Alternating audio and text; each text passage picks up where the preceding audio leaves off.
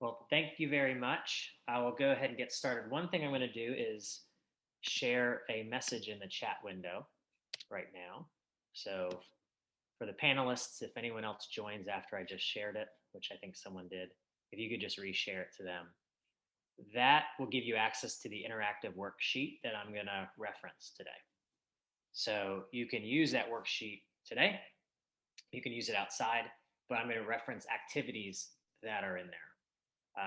So before we get going and before I share the message, the content, like Doug had mentioned, you can put things in the chat window, or sorry, not the chat window, into the Q&A.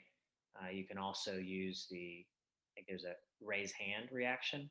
And either of those will be a trigger for me to take some time when we've got a sort of little mini break in topics and ask for clarification or talk about that. I recognize that questions might come very quickly to you or not. They might come at the end, or you might have a handful of them, or you might have questions that you contemplate outside of the session. So I'm happy to receive a Loom or a Vidyard video from you, and I can respond asynchronously to any questions or comments that you have. Okay, so we'll get going right now. I'll start sharing my screen. So I recognize that one of the biggest things that I appreciate is entrepreneurs' ideas, vision, Aries, if you will, because they're trying to solve a problem for the market. And one of the challenging things that they face is in generating attention from prospects at the rate that they want or at the rate that they otherwise could have. And what we're going to talk about today is how to create more leverage for you and your team, people who are selling. And leverage comes in a couple of different ways. It comes a little bit in strategy in terms of who you prioritize. It comes a little bit in the messaging. It comes a little bit in terms of the systems or technologies that you use to facilitate the process and the selling motions. And I also want to learn very quickly what the result of tests are, the result of messaging and the response that we're getting from various customer segments that you have. So everything we're talking about aims to create more leverage for you and quicker feedback loops, recognizing that it's hard and it's hard enough for early stage company or relatively earlier stage companies. And I want to make sure that it's not as arduous of a task. There's a separate workshop that we're not talking about today, but the content is all inside of the worksheet that you're getting, and it's more about the risks associated with hiring 2-4 salespeople. It's a wholly separate set of risks, but there's content related to compressing that first day to when they're fully valuable for the company, as well as mitigating the risk of a mishire. The topics that we'll talk about today are on the left side here. That's what we're going to do today. There's activities for each of these. And on the right, they're also in the worksheet, but we're not going to be talking about those today. All right, now into it. So funnels, I recall funnels. I think the first time I saw a funnel was shortly before I ate a carrot cake that my grandma was making, probably for my 6th or 7th birthday. And I recall this, I don't know why I do, but I was more interested in the cake, right? But I just had never seen that tool before. And one thing that I think about now as it relates to sales funnels is that there's an amount of friction in the sales process at various stages. So thinking physically about a funnel, there's a coefficient of friction that slows materials down the funnel. And in a sales process, there's also friction at different steps in the process. So understanding and anticipating what those steps are and how to reduce the friction is very important when we think about learning more quickly, compressing sales cycles, introducing higher win rates. It's important to anticipate, listen, and plan to help prospects go through the funnel quickly and with minimal friction. In addition to a sales funnel that we all have heard or contemplate or use, there's a funnel that precedes a sales funnel called a prospecting funnel. And the reason that we'll talk about it is because it allows for quicker learning and quicker feedback. It has a shorter cycle length than a sales funnel. Sales funnels might last 3 to 9 months longer. Prospecting funnels will last 15 to 45 days.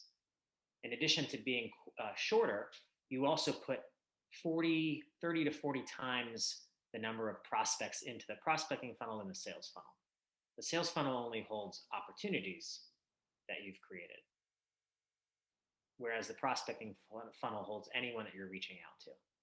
So the speed at which you get feedback and the level of confidence you have in that data is higher. And as you test, and if you want to test different customer segments, it allows you to learn which customer segments are moving more quickly through your funnel relative to how large they are, normalized to how large they are. There is and can be a tendency to over-engineer what the definition is for these sales stages. I am an engineer, so I tend to do that. So I'll be showing an image of what over-engineering looks like, just so you're contemplating where you will eventually get to, where you might eventually get to, but you don't have to over-index and spend too much time on that. So there are 3 questions bolded here that you should think about as you're contemplating the stages in your funnel, as well as the probable friction in the funnel. The first one, is there a legitimate opportunity? This is the end point of the prospecting funnel and the starting point of your sales funnel. I also word this as, what does the prospect need to tell you, or what characteristics do they need to demonstrate so that you would spend your precious time? Because you have a limited amount of time and you want to spend it in ways that are high value. And so understanding what you want the other person to demonstrate, or the company, is helpful as you are being asked to do many different things or required to do many different things. It's going to be helpful to control when you say yes. There are questions underneath of the bolded questions that are sort of helper text, because you might not know how to get started if you're thinking, well, how do I know if it's a legitimate opportunity? So there are common ways that we might start to answer that question, and those are the non-bolded questions that sit underneath of that. And we'll go through an example and when we get to the activity, the first activity. The second question is, after a legitimate opportunity has been identified, it's the sales funnel. What will the steps be, or what are the steps that a prospect will go through to make a decision? What are their steps? The third question is sort of the other side of the coin. What will you do to support their steps? What will you do to win? So the reason I bring this up is because when we contemplate how to consistently evaluate where an opportunity sits in the sales process, it is more important to look at it from the perspective of what the customer has done or prospect has done, verbally said or have given you, versus what you've done. Because you presenting pricing to them does not equate to them acknowledging the value of your service or product and acknowledging or stating that the cost for that is commensurate. So it's a little different, perhaps from some people and how they might currently operate, or it might be a help for you. It will pull away the potential bias that you're going to introduce, or any individual introduces into the funnel and thereby the forecast, by not allowing them to base the stage or the progression on what you or a sales rep has done, and it's based off of what the customer or prospect has done. The next slide is a table, and there's a lot of information on there, but what you should see immediately is that there's 2 colors. There's a darker font, and then there's a much lighter green font, I believe. The intention is to show you that over-engineering at too soon of a stage would mean spending time completing all of this. Whereas what I'm wanting to show you is it's okay not to spend time on some of the areas, the ones that are in lighter colors. That's what we'll show you. So when I move over, the important thing is to recognize that, okay, all of the green stuff will come with time. And how does it come to be that you get the additional information? Well, every week or every 2 weeks or however frequently you're looking at your pipeline, you're asking questions when you review the pipeline. One, is this a legitimate opportunity? Is it in the right stage? What are the next steps? Because as you go through that, you'll learn that you need or wish to capture or do things differently in earlier stages. So you'll become more aware of what you'll want to accomplish in each of the stages. And it'll be informed by sort of not making mistakes, but realizing that you need to ask different questions or include additional people or gather more information from them at particular stages. Because if you don't do that, then opportunities might stall, they might stagnate because you haven't captured information, included the right people, confirmed things earlier on. So this is the slide that looks like, for you, most of you, over-engineered. It's not important on the right side to understand the timeline of how long an opportunity stays in each stage. It's really not important at this point to over-index on the probability of progressing through each stage or probability of winning when you're in each stage. I am showing probabilities that are common for a, let's call it, 5-6 month sales cycle product or service. I am showing common early stage probabilities, so it is directionally accurate. The most important thing here is this verifiable outcomes column. You can see that it's worded in the way that it's just something that the prospect is doing. So if you're to answer the question, number 2, what will their decision process look like? That's what this is. Now you might miss, if you will, quote unquote, miss some things that are in green right now if you went through the exercise right now. And that's okay. You'll learn that, oh, that is something that the prospect is doing in their decision-making process. That's something that they need. And as you recognize more and more things that they need, then you'll be more aware of what you want to do and when you want to do it so that you can reduce the friction. So in short, when you are going through the process of answering those 3 questions, you're sort of filling out the narrative of this verifiable outcomes column. You're sort of, answering what do you need from them to give you to give your time to them, and what do they need as they progress through. I'm going to check the chat window, and then we'll show you the activity.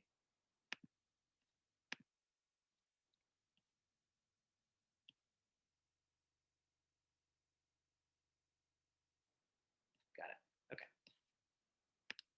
There's a question, but it is A-okay. 1 second. I had a problem switching over to the spreadsheet. I'm going to reshare my screen. There we go. So in this spreadsheet that you hopefully have gotten, if not, go to that link I shared in the chat window. You can download your own copy of it, use it inside or outside here. You're going to see that there is a prospecting funnel, a sales funnel, the stages. So it's sort of what I showed in the last screen, and some verifiable outcomes. You're also seeing some probabilities that largely you can use. But what we're gonna talk about right now is the activity of defining what the legitimate opportunity is. And the reason we're doing that is because in the next topics, we're leaning on the fundamental, we're leaning on the fact that you have defined what legitimate opportunity means. because that is the end state of prospecting funnel, and that's sort of what we need to determine the velocity of all the different tests we're running. It's what we need to determine how we will reuse capital and resources. So that's why we're going to focus on that. So there's an example here of a platform that engages with universities and then their students, as well as employers. And in short, what they're attempting to do is to create projects for students across different disciplines, if you will. So think about architecture or graphic design or literature or anything. And they want to create cross-functional teams addressing a problem that either the employer, and think about this as any business that engages in the platform, can present to a student or a set of students at a university. Also, students could create their own projects. The idea in this platform's mind is that you're better skilling and enabling the students to have an appreciation for the other disciplines and what the other people bring to the table, so that when they are going to interview for positions, that they can speak to that or have that experience. Also, they might make money for completing these projects for employers. So you can see that this platform is attracting both the universities and then subsequently students to sign on and participate, and also employers. And what you're seeing here is the answer to their question, what is a legitimate opportunity for the university? I'll highlight it right here and I'll talk through some of the elements that they are interested in. And not in any particular order, but sort of the order on here. One of them is the size of the university. They want a university of a certain size, a certain number of students. And they know that reason more. I could hypothesize, and you all could hypothesize as to why that's the case. I would imagine if it's too small, less than 1,000 students, there's not a critical mass. There's not enough students to work. There's not enough sort of disciplines that they're studying there, maybe. I also could imagine if it's 5,000 or more, maybe that they're thinking the sales cycle, or that there's already a solution in place, like a relatively strong solution. So they're addressing a portion of the market from a size perspective that they feel like is more likely to take interest in their product. So maybe that's the reason, but you might have something similar in terms of size. The next one that is unique to them versus most is that they're selling to a procurement team, or procurement is involved in the sales process. And procurement typically has buying cycles for various things that they're participating in. And so the buying cycle, how far away that university or that procurement team is from making a decision related to this problem, is important for the platform to know. If it's too soon, meaning they're making a decision now, or in the next month, it's too late, meaning the platform doesn't have enough time to sell or to educate and to run a sales process.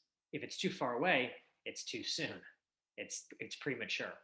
They would be wasted time. They need to put a reminder that 6 months from now they need to re-engage. The platform needs to re-engage to talk about what the platform does. So there's this buying cycle time frame that they realize that they need to ask a question. Otherwise, it wouldn't be a good use of their time to continue talking with them. The third and the fourth, the current system and the pain from the current system, you can perhaps smartly ask this question, I'll talk about them and how they're going to ask the question, because this uncovers a couple of different things that might be aligned to traditional acronyms that you might have heard related to qualification when it comes to the sort of the person's the prospect's position relative decision making, their authority, or the sort of clarity around the need or the pain that they have. So asking someone how to describe the sort of the impact to the business or to them from the current solution or the current way that they're operating, the one that you're trying to displace or adjust or sort of modify, asking them to describe how they are impacted, they being a sort of capital they, people, other people in the organization, other functions, the type of answer that they give, them explaining the current system or way in which they're operating, and the impact of that tells you a lot. It tells you if you simply tell them telling you what current system they're using or solution or way in which they're operating informs you about the ways that the business is impacted, like your value proposition, the competitive advantage you have.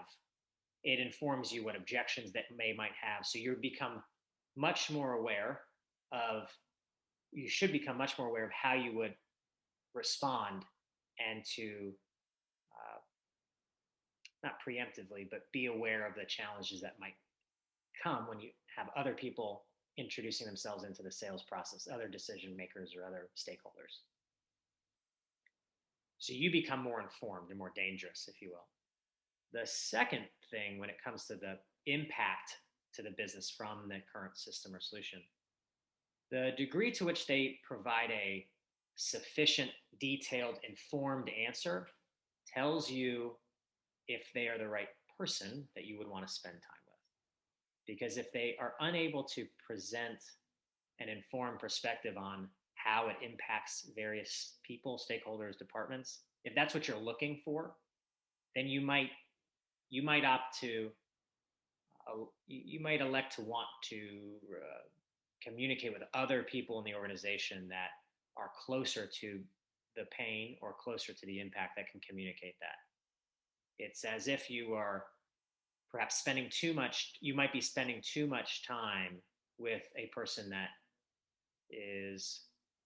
doesn't have the decision-making power or the sway inside to champion your value that you're providing. This is a way in which they define legitimate opportunity. It was simple: size, time frame, can this person communicate, meaning am I talking to the right person, and what system solution do they have in place, meaning how likely is it that I'm going to win. With that in place, they understood the relative fit, the timing, if it's the right person, those things in a couple of questions. I saw a couple of chats come through, so I'm going to hop over there and check. Yeah, for those of you who sent the survey, there's an email that you receive from Google. It's automated, so it has the spreadsheet and it has other information related to the workshop. So you just check your inbox and you'll get it there. You'll get that and more information. No problem. So it will be different for you. What legitimate opportunity means for you. You might not have. You might not be as sensitive to the person's proximity to a decision maker.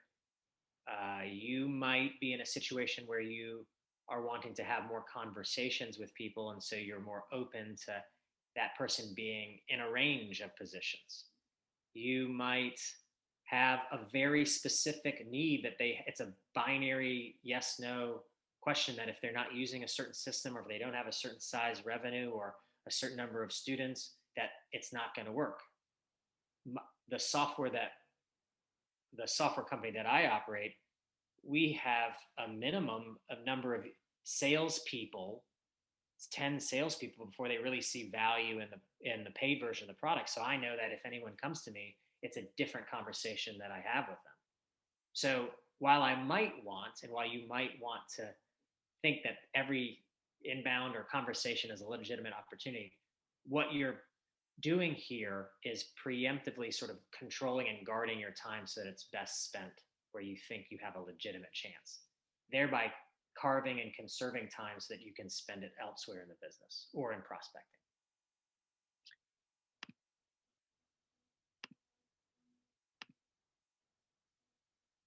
I'm going to move back to the sheet and we're going to go on to the next topic, which is creating a calendar that you'll test different customer segments. This calendar will allow you to, we'll use a framework. There's two variables in it. It's prospecting velocity. We are going to use a framework to calculate what you believe to be the most highest yielding customer segments. So if you're to spend a day or a week of prospecting time or resources, you want them producing as much as possible. And this framework will allow us to prioritize the different customer segments based on our belief of which ones will produce the most.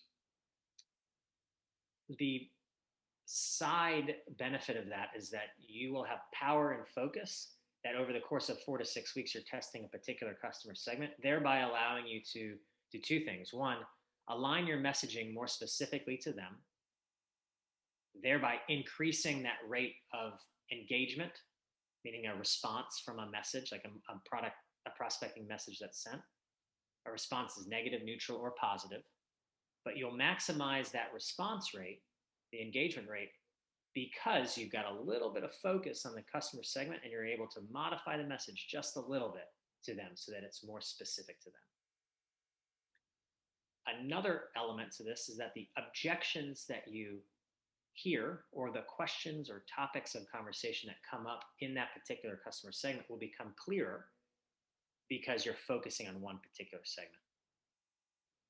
A variation of this is that if you don't have a calendar that you're testing different customer segments, your message is more bland and it has a lower engagement rate. And understanding the objections and challenges that you're having in each customer segment is really hard because they're all sort of blended together. This ultimately allows you to understand how quickly, relative to the size, each customer segment moves. Well, I should say it like this. You'll understand how much each customer segment can produce from a pipeline perspective relative to a day of prospecting effort. And when you think about when you think about communicating with investors, potential investors, existing investors, using capital and resources, it will allow you to use the resources more effectively. This is the metric or the framework. Velocity is a function of how valuable that customer segment is to you, pipeline commonly, and how hard it is to generate a legitimate opportunity. So the number of legitimate opportunities over 100 prospects, that's your qualification or your conversion rate. And then the value can be whatever you want it to be for your business. It can be a dollar amount, like lifetime value. It can be annual recurring value or MRR. It can be a proxy for a sort of a proxy for a financial value. It could be the number of seats, the number of users, the number of locations. It could be the number of transactions. You can do what you want as long as you have these two elements: value, which is a proxy for size and what it would look like on a financial statement, and conversion rate, which is how challenging it is to create an opportunity.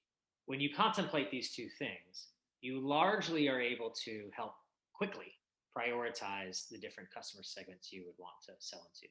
The only variable that I'm removing, and it's because it complicates the explanation and the exercise, perhaps unnecessarily, is how long it takes to sell. And that's the sales cycle length. So if you were to divide this by the sales cycle length, you then get, you normalize both the size of the opportunity or that customer segment and how long that customer segment takes to progress.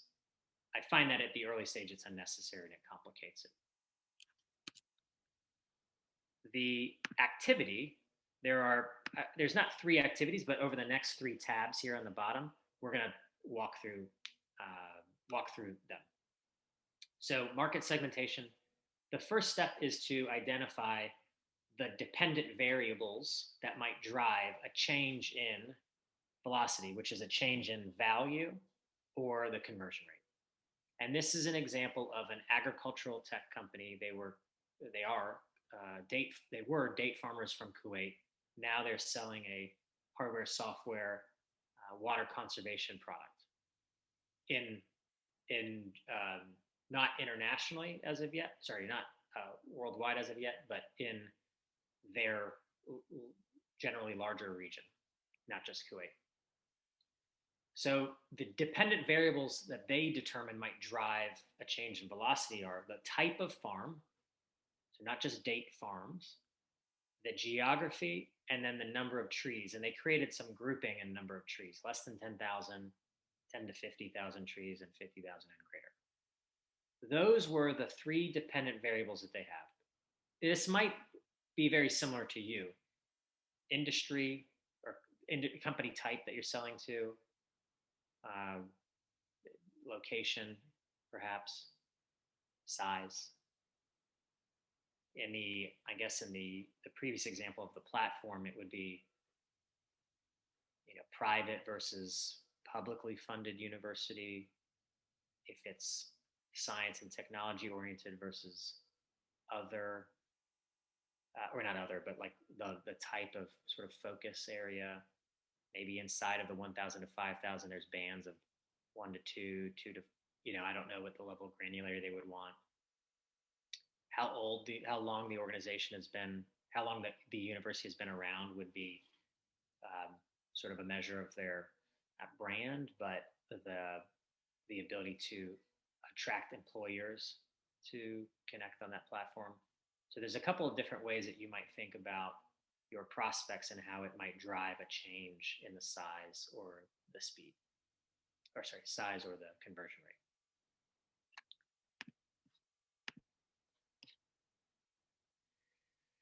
There is a question, what is the best size of a company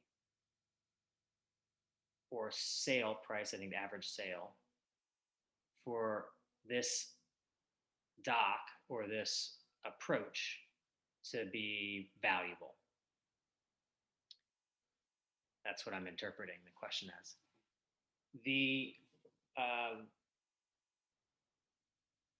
What is the size of company? So I don't know if you mean your prospect size or your size. The prospect size doesn't really matter. So maybe you mean the size of your company, or the size of the transaction.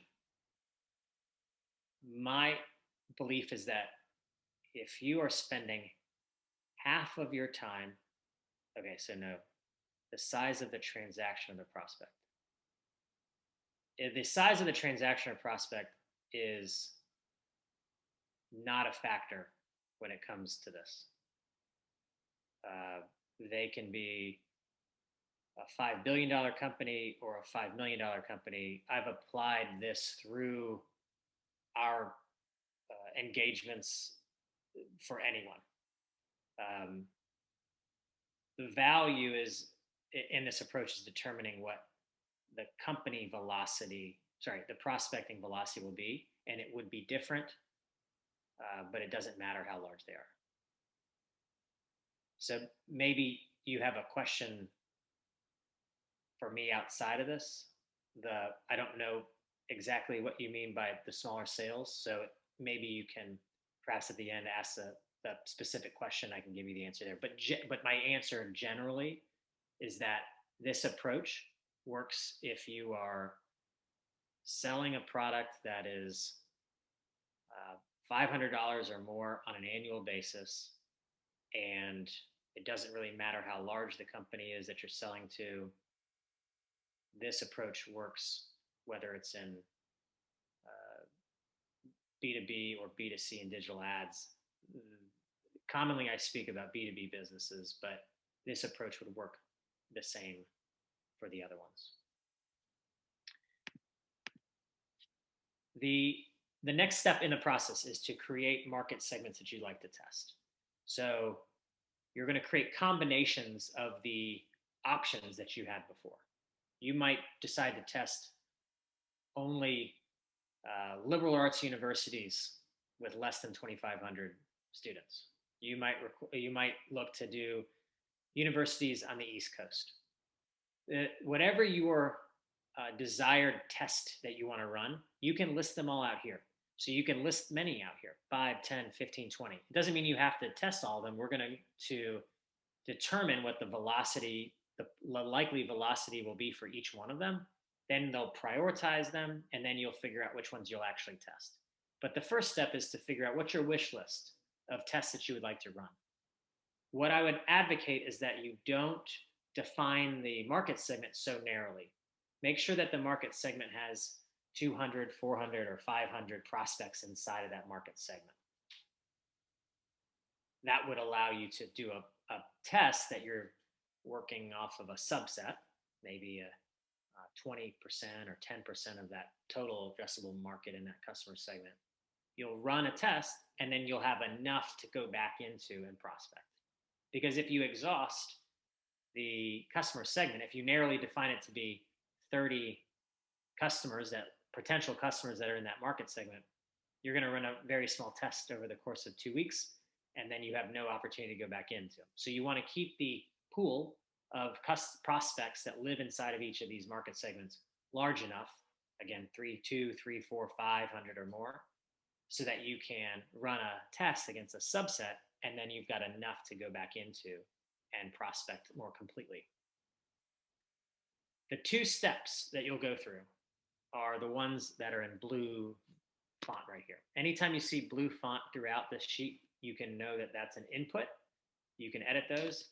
The black values are calculated values, formulaic values. So the first thing you'll do is assign a probable value to each customer segment. You won't know for certain what that value will be, but you should be able to have a relative positioning. That's the most important thing. That's all you really need to do. What's the relative position? What's the relative value of each of the customer segments? And it might be that some customer segments have the same value, that there's no reason for you to believe that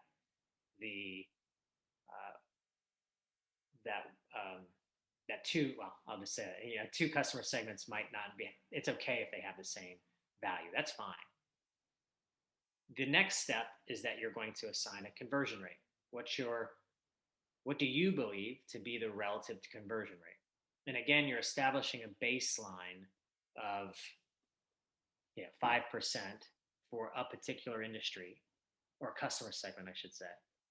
And then from there, you're saying, does this other customer segment have the same? Will they have a lower, or might they have a higher conversion rate in my prospecting funnel? What might lead me to believe that it would be different? And if you don't have an opinion of that it would be different, then you assign the same value. But if you believe for some reason, whether or not it's your experience, whether or not you've had conversations that lead you to believe that the value is more closely aligned to a pain that that customer segment has, there are a handful of things, whether or not you have sales enablement, content, collateral that help you more easily communicate it to them. If you've got referenceable clients, customers in that particular customer segment, it means that it's more likely that they would respond. So the exercise is really creating relative value and relative conversion rates for each of the customer segments. Then you would sort this by the velocity. And the velocity is telling you how much pipeline I'll be able to create for my time being spent. The testing start dates is the next step. You would want to give yourself an amount of time. So we're talking weeks, meaning 4, 5, 6, 7 weeks, where you can initiate 80 to 100 prospects through that customer segment and start them in the cadence. That's what you want to do, is go through these different tests. And then the result will look something like this. This result shows a certain number of prospects for each campaign, how many legitimate opportunities were created, the total size and pipeline of all those, and then the prospecting velocity. So now this information is helpful for effective use of your time, of your team's time, of capital that you introduce into the business. So the first two topics are about fundamentally the importance of understanding a prospecting funnel in terms of speed of learning, importance of defining legitimate opportunity as an end state and start state for the different funnels, and this framework of velocity that allows you to quickly go through different tests. There are a few cost-effective acquisition channels that I'll talk about right now. The first step is that you want to understand, and there's a tab in the sheet, how many opportunities do you need? So you can use that. It's a simple model and you probably have seen them, that backs into how many opportunities do you need based off of what your growth goals are. But with that in mind, you then need to create a plan to achieve that legitimate opportunity number. And I'm going to describe a couple of common acquisition approach. Sorry, they're not all common. The acquisition approaches that I believe you should contemplate and the pros and cons of each of those. So there are three: LinkedIn automation, omni-channel, which is including LinkedIn plus phone and email, and perhaps other mediums if your market segments respond and are present there, and podcast. They all have a different time frame to set up and get results. LinkedIn is the quickest, most rudimentary, basic approach, but I wouldn't do it unless you are introducing voice notes inside of your cadence. So here's the quick and dirty. After you connect with someone on LinkedIn, you're able to send a voice note via the mobile app. You and I, perhaps, I definitely do, but maybe you receive LinkedIn connection requests constantly, and it's clear when they're trying to sell you something, and it doesn't work that often. Now, it works enough that people do it, but if you're going to introduce LinkedIn, be different and use the voice note drop. It will be much better in terms of your response rates by 3 or 4x inside of LinkedIn. There are limitations with LinkedIn. They only allow a certain number of connection requests open, meaning pending connection requests, as well as how many you can do in a day before you get flagged. So there's a cap on it, but it's valuable. And the costs here I'm showing are as if you outsourced everything. So you can compress all these costs if you do it internally. So just recognize that all these costs are if you were to outsource them, and you can elect whether or not to do it, partially do things in-house, and that's all, your choice. Omnichannel takes a little longer to set up because you're communicating through different mediums, but you can scale this more easily with using virtual assistants. Now I'll describe in the next slide the stack that I recommend for smaller teams of, say, less than three salespeople. Finally, podcast is a novel approach that's going to become more and more popular. Very quickly, the structure is that you invite your prospects onto a podcast where you're talking about pains that you are adjacent to and or solve, but it's not a hard positioning of your product. They respond to that podcast invite at a roughly a 4x return or 4x higher rate versus you reaching out to an email to talk about your product. So there's a desire for them to be a subject matter expert. They respond at a higher rate. You have a conversation, the audio is engineered, and you provide back to them what's called an audiogram.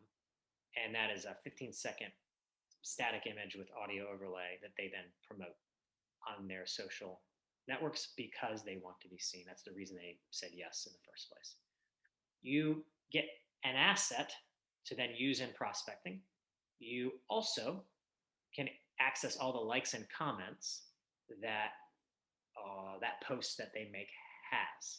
So the likes and comments, some of those people will be prospects of yours, and then you can run a warmer cadence against them. So it is a novel way to access prospects as well as their network. This is the stack that I commonly recommend. The most important thing is that you have to have a sales automation tool like a HubSpot that can help you maintain sanity when you're reaching out to hundreds of prospects and have various steps in the process. Also, to help create leverage is the introduction of a virtual assistant. And this person can and could identify all the contacts and their contact information if you give them a data source that they can use. They can then initiate the cadences or a sequence of steps, email and messaging that you would send inside of your sales automation tool. And then you are left to do any of the manual tasks. So there's instead of you doing every single step, you are now doing any step that's not manual, such as research, making a phone call, or responding to an email. This is a very effective way to create leverage for yourself. I'm going to do a quick time check, and we've got about 5 minutes, and then we're going to have a Q&A at the end. Again, you might have questions you want to ask after. The metrics that you will or could look into, the metrics you'll have access to in many, many, many months will help inform you which market segments you would want to prioritize and not spend time on, or how to help individuals that you're joining your team, sales reps, and where they're having troubles. But the important thing to focus on now, and I'm going to skip past the slide that talks about leading and lagging indicators, is that you have certain daily, weekly, or monthly things you'll want to focus on. On a daily basis, you'll have goals related to the number of new leads that you put into your funnel. Commonly, if you don't have a virtual assistant, people who have lots of things to do won't prospect every day. They might do it 2 out of the 5 days. And what you should expect if you do that is you'll only hit 40% of your new business goal. So creating a way in which you can consistently do that, probably with the introduction of a VA or just being very diligent about time blocks, will allow you to safeguard what is the most important thing, which is consistent top of the funnel activity. On a more infrequent basis, you're going to be wanting to understand if the size of the prospect that you're reaching out to is a certain size, so that it's not unknowingly becoming too small. And then on a monthly basis, it's more a focus of the effectiveness of your prospecting and selling skills. So it's less about the structure of all the tests that you're running and more about the effectiveness of positioning value and qualifying and handling objections. This is done in a couple of ways. You might have a mentor, a coach. You might have an advisor. There's training tools that can help with this. So just doing that on a some basis to help improve your effectiveness. I'm going to check the chat window. Okay. Before we exit, I've got a couple minutes. I want to talk about the importance of understanding that there's a spectrum there's a spectrum that a prospect will think about. The interpretation of your value proposition will sit on a spectrum for them. One is indirect and one is direct. And the degree to which you can communicate on how it directly impacts their business will help you create more urgency, which is a shorter sales cycle, and a higher win rate. The difference between the two is that one, the direct, it makes it easy for them to understand how to prioritize this amidst the other projects or uses of capital that they've planned on making. And all the projects that they've prioritized or all the capital expenditures or whatever have been evaluated by impact to the business. So you might think about it and should think about it as direct impact being it hits a financial statement now, and indirect impact might hit a financial statement in the future. You can see the difference when you communicate something that might hit a financial statement in the future. There's a burden or onus on the individual that you're speaking to do the math in their head to understand how to convert that into something that an executive or a decision maker is going to understand and help them make a decision. So the degree at which you can prepare or be prepared to do that will be helpful in compressing and getting you higher win rates. There's an activity, and we're just about done. There's an activity over here called value proposition alignment, and it describes it. There's a couple of steps. You pick a persona, you shortly describe or very briefly describe the feature that you are positioning, the value it provides, but most importantly, quantifying that in terms of direct impact is the key in this part of the exercise. And I've given you an example of a group that did an okay job, a good job in green, and a group that was really struggling to communicate it. And you can see that if they're not, you can see the difference. And you can anticipate the difference in the response that each of these would get. And it was true when I asked them outside of the meeting separately what their experiences have been. There was a huge difference in terms of the ability to progress deals beyond the first stage in their sales funnel based off of the way or the ability for them to communicate the impact directly. All right, with that, I will stop and we can answer any questions you might have. Thank you so much, Doug. Actually, you were so thorough in answering the questions in the chat. I don't think we have any more. And since we're getting close to the hour there, I think we'll wrap it up. But if somebody wants to ask you any questions later, what's the best way of doing so? Yeah, the best way is to email me a Loom video or a Vidyard video, because then you get space, you've got minutes to sort of describe what you're thinking, and then I can respond asynchronously to that. So that's the best way.